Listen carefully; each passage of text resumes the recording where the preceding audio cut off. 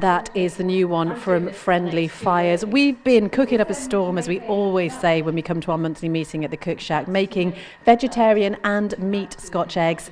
You did pretty well with yours. The video will very shortly be available on the Manx Radio Facebook page. I'm impressed. Thanks, Beth. And then you also get to see, if you watch that video, how well Beth wields two microphones at the same time. Well, it is a skill, what can I say? Whether you can hear anything is a different matter. Well, but, yeah, you know, we don't worry about that, do we? This is Late Lunch from the Cook Shack with Beth and Christy, and we were talking about whether or not you keep your eggs in the fridge. Because there is a daily battle that goes on in my house, because I feel like you should put them in and then somebody takes them out. No, I thought putting them in the fridge wasn't good for them. I think you're certainly supposed to cook them, I think, at room temperature. Should we ask the professional? Ask the expert. Expert. Definitive response. Oh, darling, I'm not a professional, but I keep mine out because I think it's really important to keep constant temperature. You know, when you buy fridges nowadays, they tend to have the egg holders are in the doors. And then if you're opening the doors, you know what kids are like, open the door, graze, have a look in, see where things are. Then that's warming them up, and then when you close it, it's cooling them down. And I think so. I prefer to have mine out at a constant temperature. They're their own little sealed vacuum, amazing little things on their own, and so they're fine. And just remind us how you tell if your egg is still fresh enough to eat. Well, you can put it in water, can't you? And if they float, don't eat them. That's where I get confused, you see? Because I'm like, is it float or sink? So like you want them to sink. If you think of them as sort of fermenting, I suppose, so all of the bubbles in the air, air at the top, and it makes them float. And you soon know, don't you? Yeah. If you, when you open it, it's like, whoa, evacuate.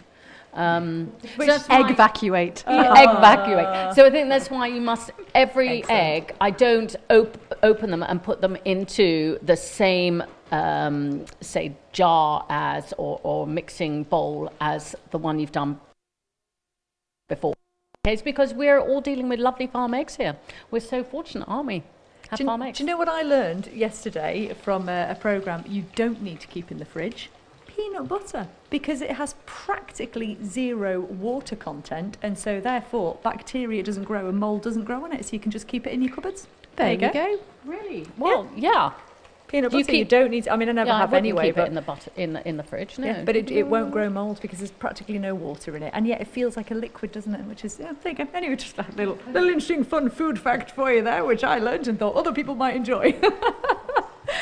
We have had a great hour here, and I'm especially excited by this machine that I've made friends with, Christy. Now, you were busy making your Scotch egg while Heidi was giving me a demonstration of the Thermomix. Basically, you whack everything in, and it tells you what to do, and it even washes itself up afterwards. Oh, that's brilliant. That's exactly what I need in my kitchen. I either need one of those or just a Georgie. Yes. A Georgie would be, I would buy a Georgie anytime, definitely. Come and be my personal cook. That's what we need her for. I would love to do that. You're so special, you guys. And what have you got coming up? Because I believe there is, are you doing a workshop about Thermomix, I think, aren't you? Yeah, on Friday, but in between tomorrow we've got young carers from Crossroad Carers coming up. I always love having them. And that's tomorrow and Thursday as well. So they're coming up 11 till 2 to give them a bit of fun. I've got a few treats for them. So you're looking forward to seeing my friends back and giving them a bit of a fun time here at the Cook Shack. And that's really the main thing. And I think what we get out of this every month is that cooking can be fun. It doesn't have to be a chore, which I think for some people it has become nowadays. Yeah, I think for some people it is a chore, but we try and make it fun and try and teach people how to cook from scratch and just enjoy it. And it's always better, isn't it, when you cook together with other people than doing it on your own. So hopefully we'll be doing a bit of that as well when we get the Ramsey Courthouse up and running. So we'll have events where, we all cook together in there too.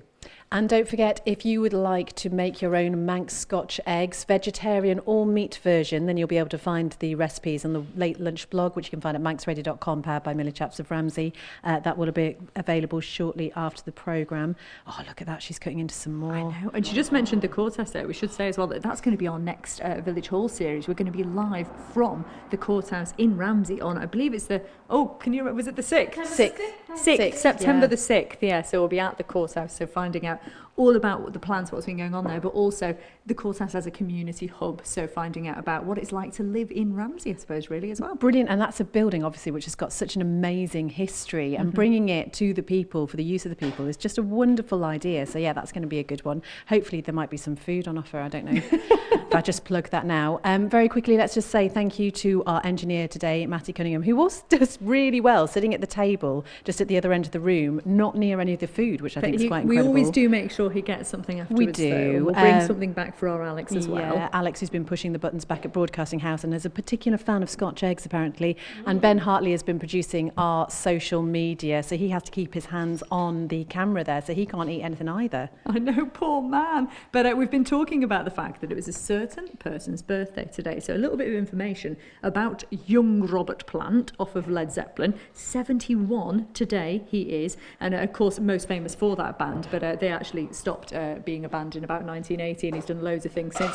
Fantastic album he did with Alison Krauss as well. But did you know, despite being a big old rock god, he was actually declared the greatest voice in rock in 2009. He initially trained as an accountant, a chartered accountant, and while he was in music, he had a load of different jobs, such as laying tarmac on the roads. He worked in Woolies for a short period of time. This is all while he was trying to be a musician.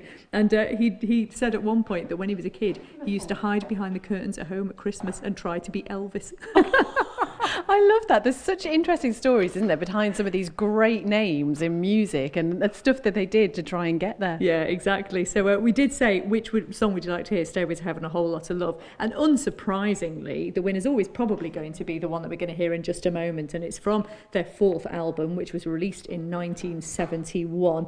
Sold over 37 million copies. And so it makes sense that we do hear Stairway to Heaven to end the show, I believe. But we're back with you tomorrow, of course. We are. Time for some more midweek mindfulness. Mike Hewley will be with us once again, and Donna from Parasites will be there as well, so I'll be able to exercise off the Scotch eggs. Georgie, Heidi, thank you so much for today.